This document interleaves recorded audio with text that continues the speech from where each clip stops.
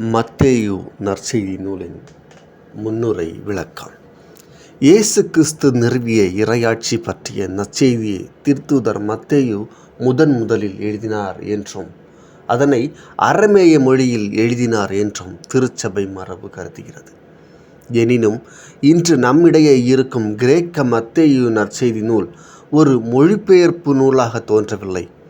இயேசுவை பின்பற்றிய ஒரு திருத்தூதர் தாமே நேரில் கேட்ட நிகழ்ச்சிகளை நூலாக வடித்திருக்கிறார் என்பதை விட அவரது வழிமரபில் வந்த சீடரோ குழுவினரோ இதனை தொகுத்து எழுதியிருக்க வேண்டும் என கொள்வதே சிறப்பு.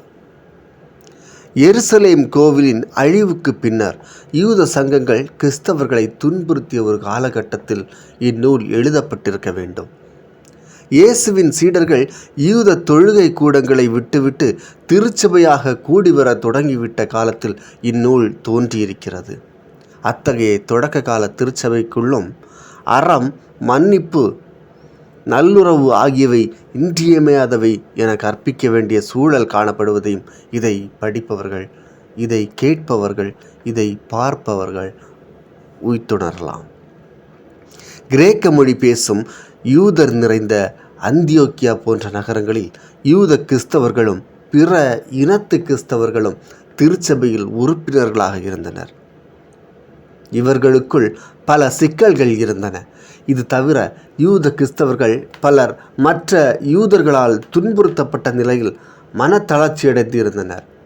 இயேசுதான் உண்மையான மெசியாவா என்ற ஐயப்பாடு அவர்கள் உள்ளத்தில் எழுந்தது. இச்சிக்கல்களுக்கு தீர்வு காண இந்நூல் எழுதப்பட்டிருப்பதாக தெரிகிறது. யூதர்கள் எதிர்பார்த்திருந்த மெசியா இயேசுதாம் என யூத கிறிஸ்தவர்களுக்கு அழுத்தமாக இந்நூல் கூறுகிறது. அவர் இறைமகன் என்பது வலியுறுத்தப்படுகிறது. அவருடைய வருகையில் இறையாட்சி இலங்குகிறது எனும் கருத்தும் சுட்டிக்காட்டப்படுகிறது. யூத கிறிஸ்தவர்கள் பிற இனத்தாரையும் சீடராக்கும் பணியை செய்ய இந்நூல் அறைகூவல் விடுக்கிறது. பிற இனத்தார் திருச்சட்டம் பெறாதவர்கள் இப்போது அவர்கள் கிறிஸ்தவர்களாக மாறிடினும் திருச்சட்டத்தின் உயர்வு பற்றி அவர்களுக்கு சொல்லப்படுகிறது. கிறிஸ்து திருச்சட்டத்தின் நிறைவு எனும் வலியுறுத்தப்படுகிறது.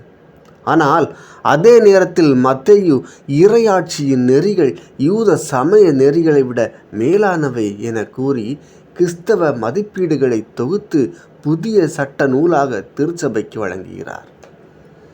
யாவரும் இப்புதிய சட்ட தொகுப்பை கடைபிடிக்க அறைகூவல் விடுக்கிறார். இதற்கு இயேசுவின் வாழ்க்கை நிகழ்வுகள், முக்கியமாக அவரின் கலிலேய பணிகள் எவ்வாறு அடிப்படையாக அமைகின்றன எனவும் இந்நூல் சுட்டிக்காட்டுகிறது. இந்நூலில் கிறிஸ்தியல், திருச்சபையியல், நிறைவுகால இயல் ஆகியவற்றிற்கான அடிப்படைகள் பிணைந்து கிடக்கின்றன. இந்நூல் எவ்வாறு அமைக்கப்பட்டிருக்கிறது என்றால், திருச்சட்ட நூலில் 5 நூல்கள் அமைந்திருப்பது போல் இந்நூலிலும் முகவுரை, முடிவுரை நீக்கலாக 5 பகுதிகள் அமைந்திருக்க காணலாம். ஒவ்வொரு பகுதியிலும் ஒரு நிகழ்ச்சி பகுதியும் ஓர் அறிவுரை பகுதியும் காணப்படுகின்றன. இதன் முன்னுரை இயேசுவின் பிறப்பும் குழந்தை பருவமும்.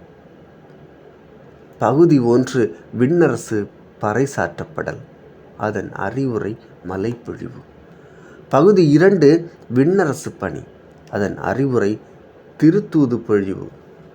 பகுதி 3 விண்ணரசின் தன்மை, அதன் அறிவுரிமை உவமை பொழிவு. பகுதி 4 விண்ணரசின் அமைப்பு, அதன் அறிவுரை திருச்சபை பொழிவு. பகுதி 5 விண்ணரசின் வருகை, அதன் அறிவுரை நிறைவு கால பொழிவு. முடிவுரையானது இயேசு துன்புற்று இறத்தலும் உயிர்த்தெழுதலும். ஆக இந்த முன்னுரையை நோக்கி நாம் பின்வரும் வீடியோக்களில் நற்செய்தியை முழுமையாக கவனிப்போம். அதன் விரிவாக்கத்தையும் கவனிப்போம். ஆமென்.